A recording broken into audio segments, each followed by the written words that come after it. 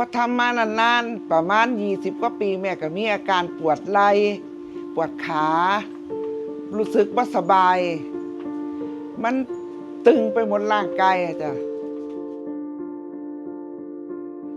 แม่ซื้อแม่คำปุ๋ยสิงห์ทอง มีอาชีพ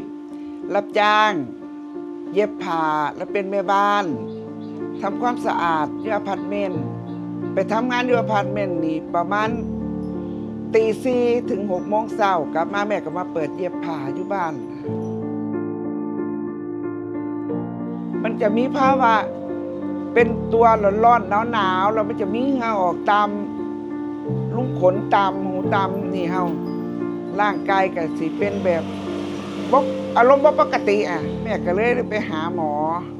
ที่หมอเขาก็แนะนำว่าในร่างกายของเรามีภาวะเปลี่ยนแปลงของวัยทองวัยเนี่ยแม่ไปหาหมอกลับมาเพื่อนบ้านก็แนะนำว่าหายาผีบอกหายาสมุนไพรมาต้มกิน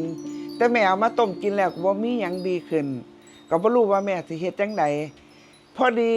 ลูกสาวได้เสริมอาหารมาให้แม่กินเบิ่ง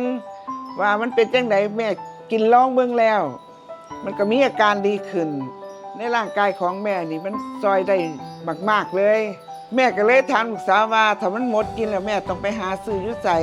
ลูกสาวบอกให้ไปหาซื้ออยู่ซีเกมอกับเซเว่นถ้าใครสนใจก็ไปหาซื้อมากินได้เลยค่ะ